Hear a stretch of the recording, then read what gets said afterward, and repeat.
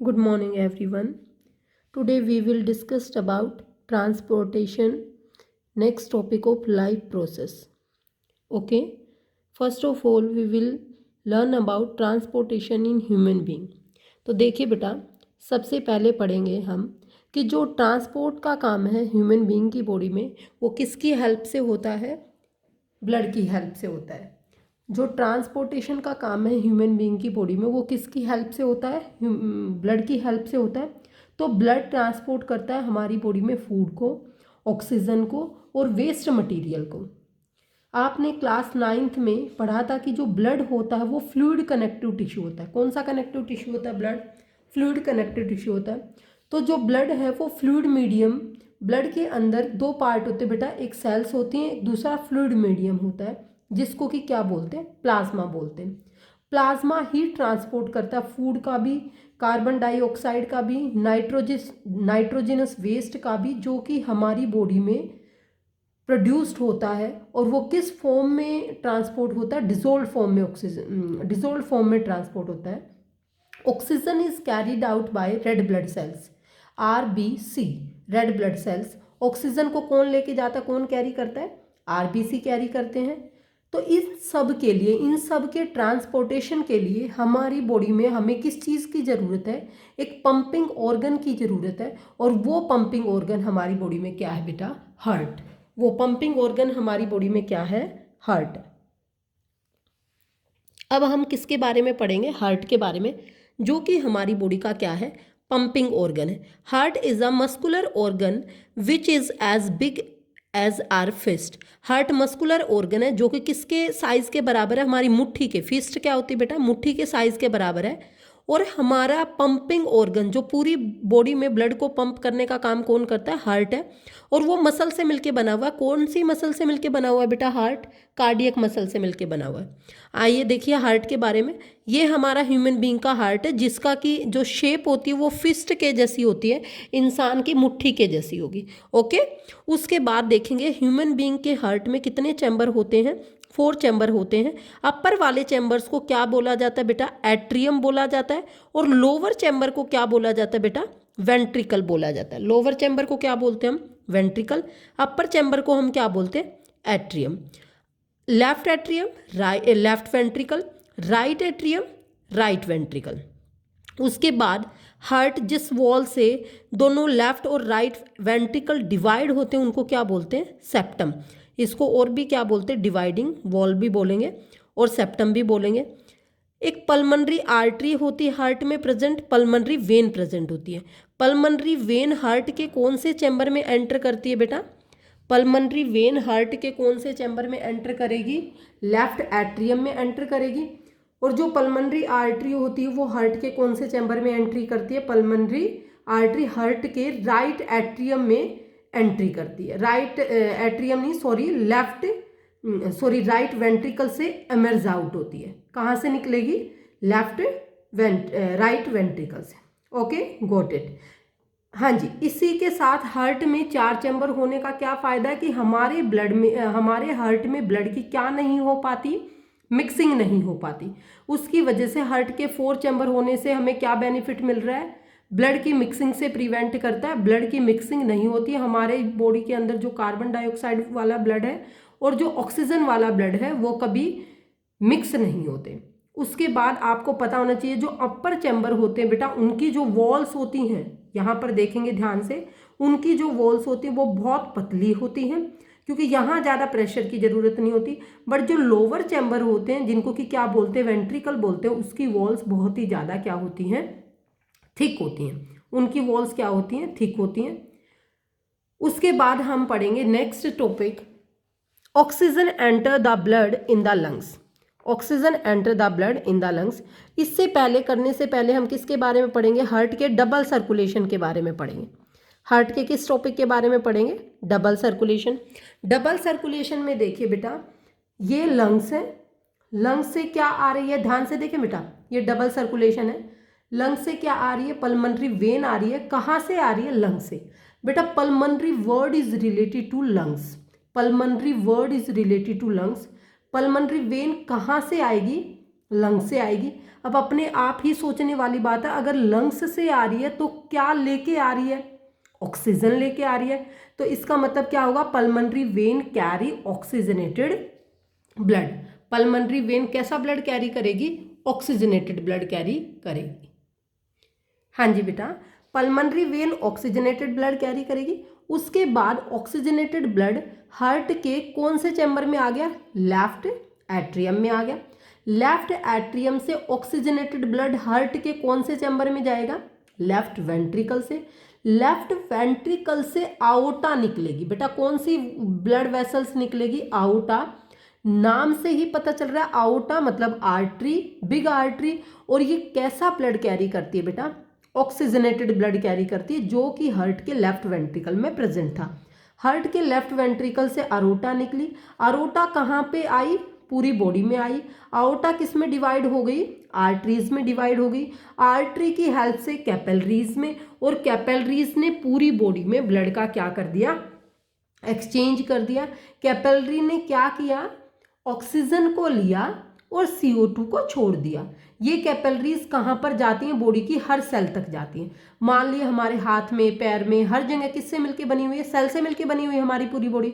तो ये आर्टरीज हमारी पूरी बॉडी के हर पार्ट तक गई, हाथ में भी, पैर में भी, हर पार्ट तक गई, लीवर में भी, किडनी में भी। आर्टरी हर पार्ट तक क्या लेके गई? ऑक्सीजन लेके गई। बेटा क्या लेके गई? ऑक्सीजन। मतलब ऑक्सीजनेटेड ब्लड है आर्टरी के अंदर। अब सेल्स ने क्या किया? ऑक्सीजन को ले लिया और CO2 को छोड़ दिया। अब आप सबको पता है कि CO2 वाला ब्लड कौन कैरी करता है? वेन्स कैरी करती हैं। डीऑक्सीजनेटेड ब्लड को बेटा कौन कैरी करेगा? वेन्स कैरी करेंगी। वेन्स पूरी बॉडी से वेन्स मिलके कंबाइन हो जाएंगी और क्या बना देंगे बेटा? Vena cava. पूरी बॉडी की वेन्स कंबाइन होके बेटा क्या बना देंगी? Vena cava. Vena cava heart के कौन से चैम्बर में जाएगी बेटा? Right atrium. वेना कावा कैसा ब्लड कैरी? ब्लू से ही पता भी चल रहा है और वैसे भी आपको पता होना चाहिए। वेना कावा कैसा ब्लड कैरी करेगी बेटा? डीऑक्सीजनेटेड, जो कि हार्ट के कौन से चैम्बर में जाएगी? राइट एट्रियम में। राइट एट्रियम से राइट वेंट्रिकल, और राइट वेंट्रिकल में बेटा कैसा ब्लड है? डीऑक्सीजनेटेड ब्लड है। और राइट वेंट्रिकल से कहाँ जाएगा ब्लड? लंग्स में चला जाएगा with the help of pulmonary artery. Right ventricle से ब्लड, कैसा ब्लड? डीऑक्सीजनेटेड ब्लड कहाँ मूव कर जाएगा? लंग्स में मूव कर जाएगा with the help of pulmonary artery. और लंग्स में जाके यहाँ फिर गैसेस का एक्सचेंज होगा, ऑक्सीजन लेगा और CO2 को छोड़ देगा। इसी तरीके से ये हमारा डबल सर्कुलेशन कंप्लीट होता है। और इसको डबल सर्कुलेशन क्यों बोला जाता है? क्योंकि इसमें हार्ट में 2 बार ब्लड आता है। हार्ट में कितने बार ब्लड आता है? 2 बार। एक बार कैसा ब्लड आया? ऑक्सीजनेटेड ब्लड आया। दूसरी बार हार्ट में कैसा ब्लड आया? डीऑक्सीजनेटेड ब्लड आया। इसी वजह से इसको क्या बोला जाता है? Double circulation. यहाँ पर डेफिनेशन भी दी हुई है। On the other hand it goes through the heart twice during each cycle in human being, और you can say that 4 chambered heart. This is known as double circulation. उससे पहले आप देखेंगे कि जो सेपरेशन राइट साइड का और left side का सेपरेशन है, उसकी वजह से हमारा जो ऑक्सीजनेटेड है और डीऑक्सीजनेटेड ब्लड है उसकी कभी भी मिक्सिंग नहीं होती। उसकी मिक्सिंग नहीं होती तो ये हमारी बॉडी को बहुत ज़्यादा, क्योंकि मिक्सिंग तो हो ही नहीं रही ब्लड की, तो हमारी बॉडी को बहुत ज़्यादा ऑक्सीजन क्या कर पाता है? सप्लाई कर पाता है, क्योंकि ऑक्सीजन की मिक्सिंग नहीं हो रही। उसी की वजह से हमारी बॉडी की जो एनर्जी नीड्स है, एनर्जी डिमांड्स है, वो भी फुलफिल होती है और हमारी बॉडी का जो टेम्परेचर है मेंटेन रहता है। एग्जाम में एक क्वेश्चन बहुत ज़्यादा बार पूछा जाता है कि क्या बेनिफिट है हार्ट के 4 चैम्बर है। तो हार्ट के 4 चैम्बर है, इससे हमारा ऑक्सीजनेटेड और डीऑक्सीजनेटेड ब्लड की मिक्सिंग नहीं होती, हमारी बॉडी की जो एनर्जी ऑक्सीजन की डिमांड है वो फुलफिल हो जाती है, और हमारी बॉडी की जो बहुत ज़्यादा एनर्जी की डिमांड है वो भी फुलफिल हो जाती है। ऐसा किस में देखा गया? बर्ड्स एंड मैमल्स में होता है बेटा 4 चैम्बर्ड हार्ट। इसी की वजह से हमारी बॉडी का टेम्परेचर भी क्या रहता है? मेंटेन रहता है, जिसको हम क्या बोलते हैं? होम्योस्टैसिस बोलते हैं। उसके बाद हमें पता होना चाहिए कि जो एम्फीबियंस हैं, जिसमें मेंढक आते हैं, मैनी रेप्टाइल्स जिसमें लिजार्ड वगैरह स्नेक आते हैं, उनमें कितने चैम्बर्ड हार्ट होता है बेटा? थ्री चैम्बर्ड हार्ट होता है। कितने चैम्बर्ड हार्ट होता है? थ्री चैम्बर्ड हार्ट होता है, जिसकी वजह से उनको क्या बोलते हैं? कोल्ड ब्लडेड एनिमल बोलते हैं। इनका टेम्परेचर मेंटेन नहीं रहता, सराउंडिंग के अकॉर्डिंग इनका बॉडी टेम्परेचर रहता है। फिशेस के अंदर क्वेश्चन आ जाएगा कितने चैम्बर्ड हार्ट होता है? टू चैम्बर्ड हार्ट होता है। किसके अंदर? फिशेस के अंदर, जो कि गिल्स के थ्रू ऑक्सीजनेटेड ब्लड को कैरी करते हैं। ओके, उसी के बाद हमारा नेक्स्ट टॉपिक है that is blood pressure. Blood pressure, pressure किसका प्रेशर? ब्लड का प्रेशर। ब्लड कहाँ पर फ्लो कर रहा है? ब्लड वेसल्स में फ्लो कर रहा है। तो वो प्रेशर जो ब्लड लगाता है किस पर? वॉल्स पर, पाइप पर, जो ब्लड वेसल्स है उन पर। तो the force that blood exert against the wall of a vessels is called blood pressure. Blood pressure दो तरीके का होता है बेटा, सिस्टोलिक प्रेशर और डायस्टोलिक प्रेशर। बेटा सिस्टोलिक प्रेशर रिलैक्सेशन वाले सिस्टोलिक प्रेशर कॉन्ट्रैक्शन वाले प्रेशर को बोलते हैं, और डायस्टोलिक प्रेशर रिलैक्सेशन वाले प्रेशर को बोलते हैं। इसी के साथ जो हमारा सिस्टोलिक प्रेशर है बेटा, वो कितना होना चाहिए? 120 mmHg होना चाहिए। Hg क्या होता है? मर्क्यूरिक लेवल होता है, मरकरी का लेवल होता है बेटा। 120 mmHg होना चाहिए। कौन सा प्रेशर? Systolic pressure. और डायस्टोलिक प्रेशर कितना होना चाहिए बेटा? 80 mmHg होना चाहिए। इसलिए हम बोल देते हैं कि 120/80, बट ये 120/80 नहीं होता, मतलब ये सिस्टोलिक प्रेशर कितना होना चाहिए? 120 होना चाहिए, और डायस्टोलिक प्रेशर कितना होना चाहिए? 80 mmHg। उसके बाद आप सबको पता होना चाहिए कि जो प्रेशर मेजर करने का इंस्ट्रूमेंट है वो कौन सा होता है, जो कि बहुत बार क्वेश्चन में एग्जाम में पूछा जाता है। प्रेशर मेंटेन करने का, मेजर करने का इंस्ट्रूमेंट होता है स्पिग्मोमैनोमीटर। बोले मेरे साथ, स्पिग्मोमैनोमीटर, स्पिग्मोमैनोमीटर। अच्छा, हाई ब्लड प्रेशर होगा तो उस कंडीशन को क्या बोलेंगे बेटा? हाइपरटेंशन। और जब ब्लड प्रेशर लो होगा तो उस कंडीशन को क्या बोलेंगे बेटा? हाइपोटेंशन। और जब हाई ब्लड प्रेशर होगा तो हमारी आर्टरी रप्चर हो सकती है और हमारी बॉडी में इंटरनल ब्लीडिंग भी हो सकती है। उसी के साथ बेटा आप सबको पता होता है कि हमारी बॉडी में ब्लड को कैरी करने के लिए किस चीज़ की ज़रूरत होती है? ब्लड वेसल्स की ज़रूरत होती है। और हमारी बॉडी में कितने तरह की ब्लड वेसल्स होती हैं बेटा? 3 तरह की ब्लड वेसल्स होती हैं। फर्स्ट आर्टरी, सेकंड वेन, और थर्ड है कैपिलरी। पहली जो आर्टरीज होती हैं बेटा, वो हार्ट से ब्लड को पूरी बॉडी में लेके जाती हैं, क्योंकि हार्ट कैसा ब्लड कैरी करती है? आर्टरी कैसा ब्लड कैरी करती है बेटा? Oxygenated blood. और ऑक्सीजनेटेड ब्लड की supply from heart to whole body होती है, और या बॉडी के ऑर्गन्स के पास लेके जाती है।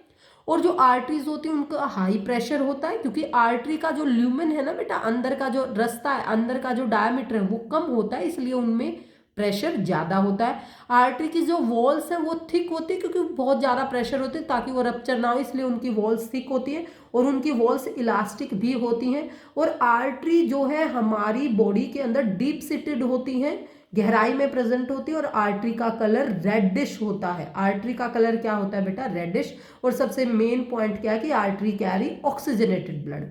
ओके, उसी के साथ वेन का भी करेंगे। वेन की जो है, वेन कैरी डीऑक्सीजनेटेड ब्लड, और ये कहाँ से कहाँ तक ब्लड लेके जाती है? From complete body, from whole body parts back to the heart. Heart में आती है बेटा, और इनकी वॉल्स थिन होती हैं, इनका जो ल्यूमेन है वो वाइड होता है, और इनका जो प्रेशर है, ब्लड प्रेशर होता है, वो लो होता है। और वाल्व के वेन के अंदर क्या होती है बेटा? वाल्व प्रेजेंट होती है, तो ताकि बैक फ्लो को प्रिवेंट कर सके, ताकि ब्लड का बैक फ्लो ना हो। उसी के साथ नेक्स्ट टॉपिक है बेटा प्लेटिलेट्स।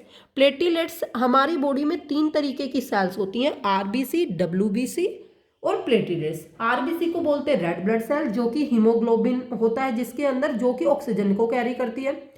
उसी के साथ डब्ल्यूबीसी होती है व्हाइट ब्लड सेल्स, जिसको कि ल्यूकोसाइट बोला जाता है, और जो कि हमारी बॉडी की फॉरेन पार्टिकल से, मतलब हमें डिजीज से बचाने का काम करती है। थर्ड है प्लेटिलेट्स।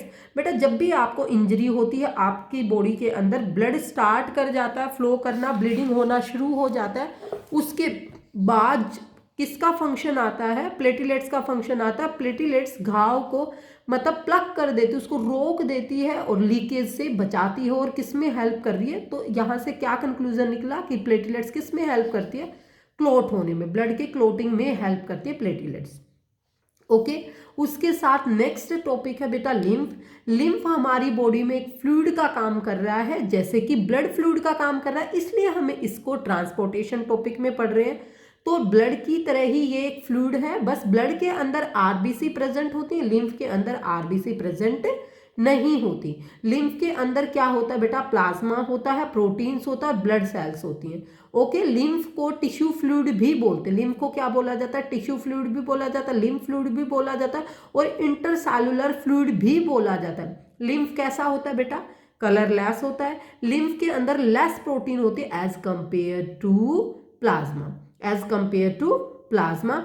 लिम्फ क्या करता है, क्या कैरी करता है, लिम्फ डाइजेस्टेड और एब्जॉर्ब्ड फैट को कैरी करता है from intestine and drains excess fluid from extra cellular space back into the blood. ठीक है, जो भी एब्जॉर्ब्ड फैट होगा, जो भी डाइजेस्टेड फैट होगा, उसको इंटेस्टाइन से ले जाके, और जो एक्स्ट्रा फ्लूइड होगा एक्स्ट्रा सेलुलर स्पेस में, उसको ब्लड में भी वापस डाल देगा।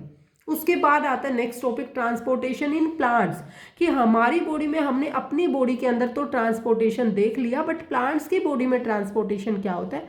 तो प्लांट्स की बॉडी में ट्रांसपोर्टेशन में बेटा दो चीजें हेल्प करती हैं, एक तो जाइलम हेल्प करता है, दूसरा फ्लोएम हेल्प करता है। बेटा जाइलम हमेशा किसका ट्रांसपोर्ट करेगा, वाटर और मिनरल्स का ट्रांसपोर्ट करेगा। फ्लोएम, फ्लोएम में क्या साउंड आ रही है, फ्लोएम वैसे स्टार्ट होता है पी से, ठीक है, बट साउंड क्या आ रही है, एफ की साउंड आ रही है, इसलिए फ्लोएम फॉर फूड। और फूड कौन बनाता है, फोटोसिंथेसिस की हेल्प से बनता है। तो फोटोसिंथेसिस के प्रोडक्ट्स कह लो या फूड कह लो, तो फ्लोएम किसका ट्रांसपोर्ट करता है, फूड का ट्रांसपोर्ट करता है। और जाइलम किसका ट्रांसपोर्ट करता है बेटा, वाटर एंड मिनरल्स। यहां पर मेनली लिखेंगे वाटर एंड मिनरल्स, फ्लोएम के लिखेंगे mainly for food and water. क्या लिखेंगे, फूड एंड वाटर। और जो जाइलम और फ्लोएम होते बेटा, उनको कंडक्टिंग टिश्यू भी बोला जाता है, या वस्कुलर बंडल्स भी बोला जाता है जाइलम एंड फ्लोएम को, जो कि प्लांट्स की बॉडी में ट्रांसपोर्ट का काम करने में सबसे ज्यादा मेनली यही हेल्प करते हैं, जाइलम एंड फ्लोएम।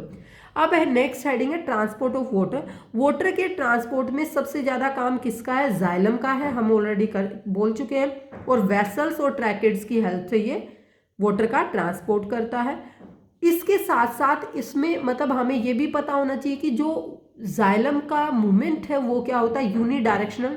क्योंकि आप सबको पता है कि पानी हमेशा जड़ों से पूरे प्लांट्स में जाता है, तो हमेशा roots to upward direction, from downwards to upward direction भी कह सकते हैं, या from roots to upward direction.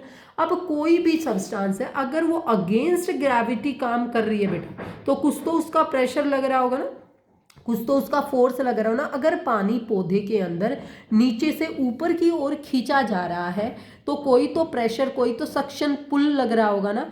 तो ये इस क्या बोलते हैं, इसको सक्शन बोलते हैं। मतलब ये ट्रांसपिरेशन की हेल्प से भी इसको ट्रांसपिरेशन पुल भी बोला जाता है। क्या बोला जाता है, ट्रांसपिरेशन पुल भी बोला जाता है। इसको टर्गर प्रेशर भी बोलते हैं, इसको सक्शन भी बोल सकते हैं। मतलब ये ऐसा देखो, evaporation of water molecules from the cells of a leaf create a suction, मतलब which pull water from xylem cells of the root. Root से पानी खींच के अब रूट से पानी खींच के पूरे पौधे में पानी को भेज दिया, और पूरे पौधे के पानी कहाँ से निकलेगा वो पानी, अब हम पानी पी रहे हैं तो यूरिन की फॉर्म में उसको रिलीज आउट भी तो कर रहे हैं, एक्सक्रीट आउट भी कर रहे हैं, सेम प्लांट भी करता है। तो वो ट्रांसपिरेशन की फॉर्म में वाटर का लॉस करता है in the form of vapors. The loss of water in the form of vapor from the aerial parts of the plant, मतलब लीफ से, is known as transpiration. Okay, उसके बाद transpiration help in absorption and upward movement. Upward movement ही होगी क्योंकि पानी हमेशा जड़ों से ऊपर की ओर खींचा जाएगा। किसका ट्रांसपोर्ट करेगा, जाइलम, वाटर का एंड मिनरल्स का। इसी की वजह से प्लांट के अंदर टेम्परेचर भी रेगुलेशन होता है। आपने छोटी क्लासेस में पढ़ा होगा कि जब हमारी बॉडी से पसीना निकलता है गर्मी में, तो हमारी बॉडी का टेम्परेचर मेंटेन हो जाता है। सेम जब पौधे से ट्रांसपिरेशन होता है तो उसकी बॉडी के अंदर क्या रेगुलेशन हो जाता है, टेम्परेचर रेगुलेशन होता है। ट्रांसपिरेशन पुल तो है ही, टर्गर प्रेशर तो है ही, साथ के साथ रूट प्रेशर भी है। क्या है, रूट प्रेशर है, किसके टाइम, नाइट के टाइम। और ट्रांसपिरेशन पुल है किसके टाइम, दिन के टाइम, क्योंकि दिन के टाइम स्टोमेटा क्या हो जाएंगे, ओपन हो जाएंगे। ओके, क्लियर है। उसी के साथ ट्रांसपोर्ट ऑफ फूड, कि फूड का ट्रांसपोर्ट प्लांट्स में किसकी हेल्प से होता है, तो हम सबको बहुत अच्छे से पता है कि पौधे के अंदर फूड का ट्रांसपोर्ट किसकी हेल्प से होता है, एफ फॉर फूड, और फ्लोएम में भी किसकी साउंड आ रही है, एफ की साउंड आ रही है। तो फ्लोएम का फूड का ट्रांसपोर्ट में कौन हेल्प करता है, फ्लोएम हेल्प करता है। और बेटा ये फूड मतलब फोटोसिंथेसिस का प्रोडक्ट, मतलब फोटोसिंथेसिस में ही तो बनता है खाना, तो फूड का ट्रांसपोर्ट करना ही क्या कहलाता है, translocation. The transport of soluble products of photosynthesis is called translocation. मतलब फूड का पौधे में इधर से उधर जाना क्या कहलाता है, ट्रांसलोकेशन। अब मेरे को ये बताओ, क्या फूड हमेशा रूट्स में ही बनता है, क्या फूड हमेशा लीव्स में ही बनेगा, फूड स्टेम में भी हो सकता है, लीव्स में भी हो सकता है, रूट्स में भी हो सकता है, फूड प्लांट में कहीं भी हो सकता है। तो उसका ट्रांसपोर्टेशन यूनिडायरेक्शनल ना होके उसका ट्रांसपोर्टेशन बाई डायरेक्शनल होगा, वो अपवर्ड एंड डाउनवर्ड डायरेक्शन दोनों में मूव करेगा, फ्रॉम अपवर्ड टू डाउनवर्ड भी करेगा और फ्रॉम डाउनवर्ड्स टू अपवर्ड भी करेगा। इसी के साथ फ्लोएम का एक कंपोनेंट्स है बेटा, दैट इज सीव ट्यूब्स, वो भी हेल्प करेगा, ठीक है। Translocation of phloem is achieved by, जो ट्रांसलोकेशन होगा फ्लोएम का वो किसकी हेल्प से होगा, एनर्जी की हेल्प से होगा। इसमें एनर्जी लगती है और इसको क्या बोलते हैं बेटा, कौन से प्रेशर की हेल्प से होगा, ऑस्मोटिक प्रेशर की हेल्प से होगा। बेटा इसी के साथ हमारा आज का टॉपिक ट्रांसपोर्टेशन फिनिश होता है। Okay, have a nice day, thank you.